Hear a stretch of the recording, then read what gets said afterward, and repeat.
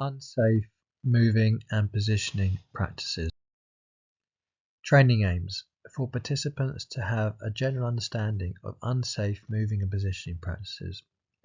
Learning outcomes for participants to be able to recognize several unsafe moving and positioning practices. For participants to understand why the practices are unsafe. Why are some practices unsafe?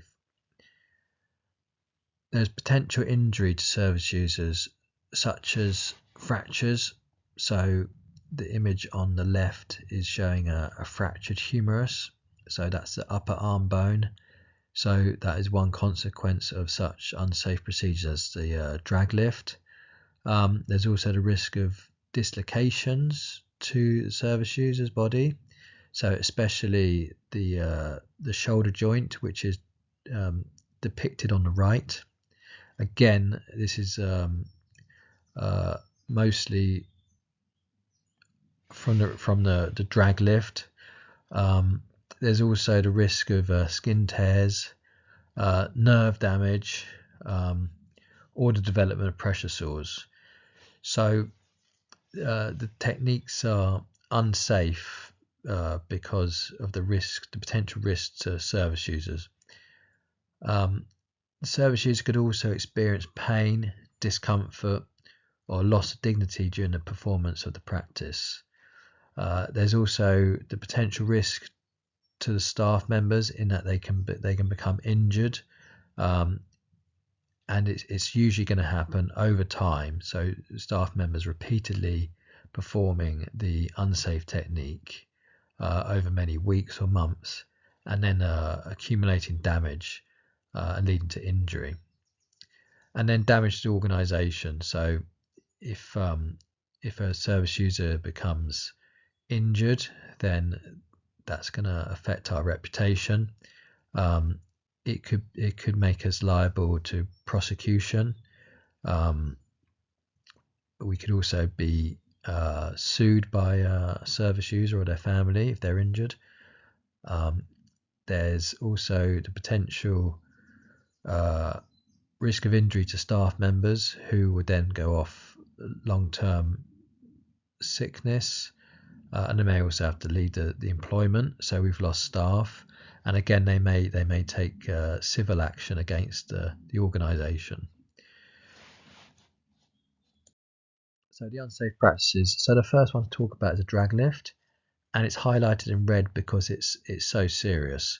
So the drag lift is where staff members would hold and pull someone up, either dragging them up the bed or dragging them up to a standing position to then either reposition them in bed or to transfer them from a chair to a wheelchair. Now, it's highlighted in red because it is so dangerous. So you've got the risk of fracturing the upper arm bone. You've got the risk of dislocating the shoulder. You can damage the nerves running underneath the shoulder that go down to the arm. It appears undignified for the service user. It could cause the service user pain, and it could also injure the staff members as they'll be taking the service user's weight on their body. So it should never be done.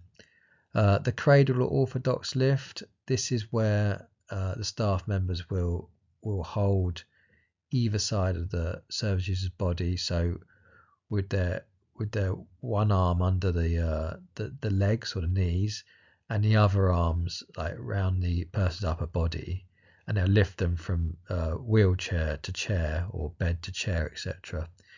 Now there's all the same sort of risks as the drag lift, and also you've got to understand that you could also drop the service user during these manual procedures.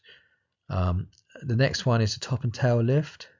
So that's where someone would get the legs of the service user, and someone would get underneath the shoulder joints. So that would be again the same issues with the drag lift. So you could fracture the arms or the ribs this time, or dislocate under the shoulder joints. You could also drop the service user. It would be undignified, and again you may injure yourselves during this movement. The Australian lift. So the Australian lift was actually a technique for taking people up the bed, a little bit similar to a rugby scrum. So the staff members would put one knee on the bed either side of the service user, and would put their shoulder underneath the service user's shoulder, and then bring the person up the bed. So again, this is putting a lot of stress on the shoulder joint, so it could be dislocated or fractured. And then also their legs and their lower body is still in contact with the bed, so there's the risk of a pressure sore developing from the friction damaging the skin. And also it puts strain on the staff members' bodies, so they can get injury. All face-to-face transfers are not to be used. Catching a falling service user. So a service user is likely to be better off if you don't stop them from falling, as they will put their hand out to break their fall and will suffer less severe injuries. The service user should never link their arms around the handler's neck.